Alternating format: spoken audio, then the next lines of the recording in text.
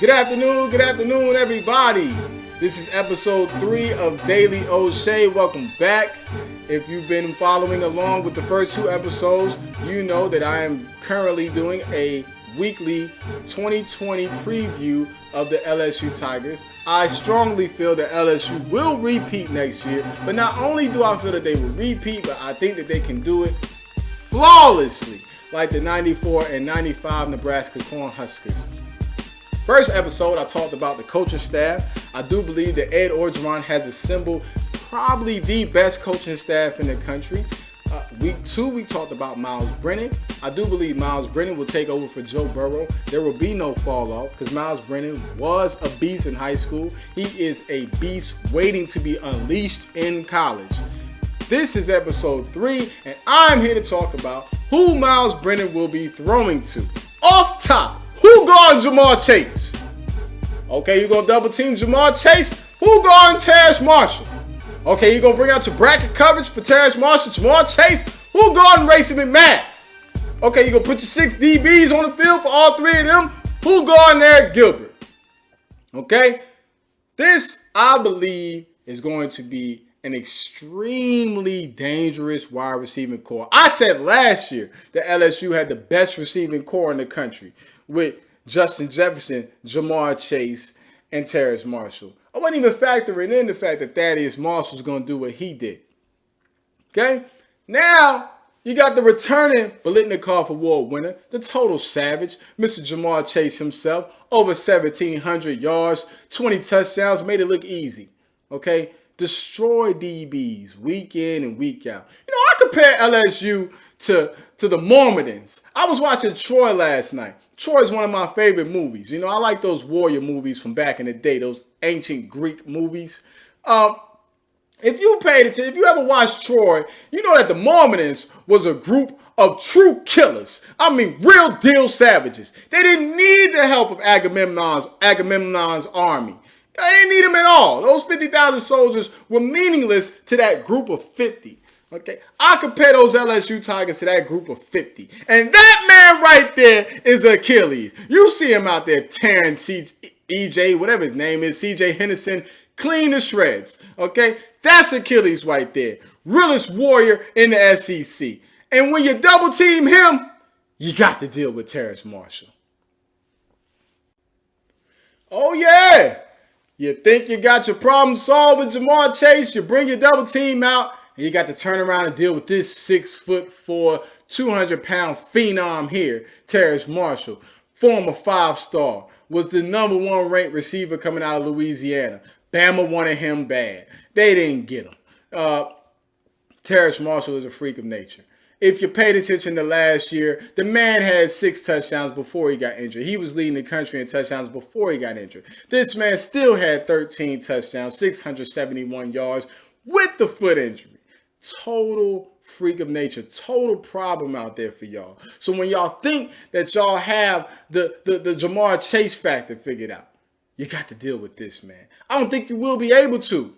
You're not going to be able to. Okay? The man's got speed, he can jump, and he can catch.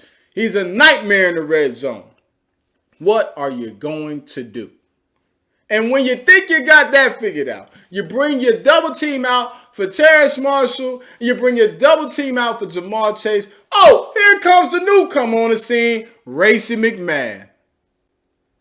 Oh, yes. Oh, yes. This gentleman here, Racey McMath. Oh, real problem. Don't really have too many LSU highlights because he didn't play that much last year. Only had 17 catches, 285 yards, 3 touchdowns. 2 of them were long touchdowns, though. This boy here, straight out of Algiers, Edna Carr High School. Yeah, he ain't go to one of them privileged high schools. He's straight out the gutter. Oh, yeah, you look at his face. You already know what time it is with him. He's 6'3", 221 pounds of pure attitude. Pure, raw New Orleans. Okay, yeah, and he got speed too. Real speed. 4.38 speed. 10,800-meter dash speed with that 6'3", 220-pound frame. Look at him running through these guys in high school. There will be no answer for this man. He is ready to explode. He has waited his turn. Shout out to Ed Orgeron. on getting guys like this man right here, another one that Florida wanted, just like they wanted Ja'Marr Chase, along with Mississippi State. Getting this man to stay instead of transferring, just like he did with Myles Brennan.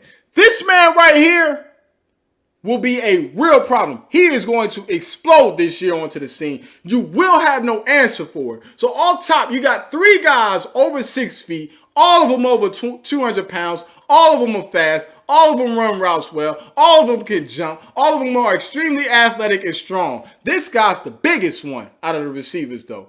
And then when you think you got them figured out, you're probably going to put your 6 DBs on the field. You think you got this one figured out. You think you got your offense figured out. And then you got to deal with the young freshman phenom.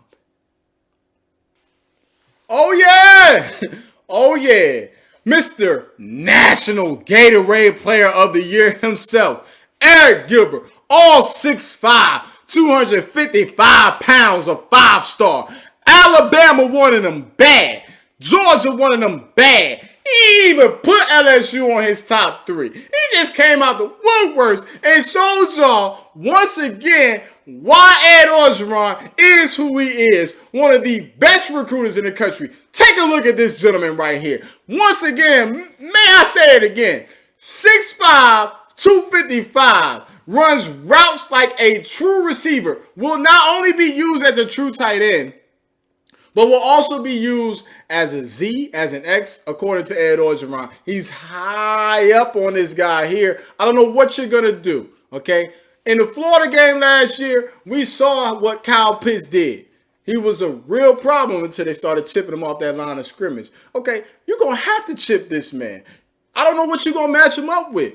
Okay, it'd be one thing if this was all we had like Florida, because, you know, I'm not really concerned about Jeff Grimes. We already know Derek Stingley's shutting all that down. It's a whole nother discussion for a whole nother day. But anyways, when you put your 6 DBs out there, you're going to have to add that 7th one. Okay? I don't know who you putting on him. There will be no strong safety. There will be no linebacker that can guard this guy. Day 1 starter. If he would have went to Bama, he would have started day 1. If he would have went to Georgia, he would have started day 1. If he would have went to anywhere in the country, he would have started day 1.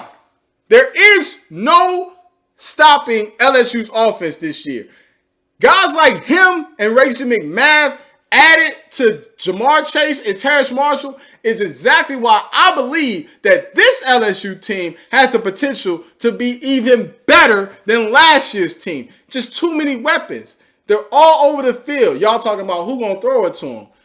That's when I bring up the Blake Sims conversation again, because last time I checked, Blake Sims hasn't had any reps on any NFL teams for the quarterback position at all. None. But he broke records at Bama.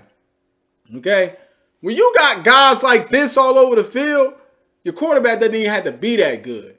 You can have an A.J. McCarron type quarterback. But Myles Brennan is better than A.J. McCarron. Myles Brennan is better than most quarterbacks in the SEC right now.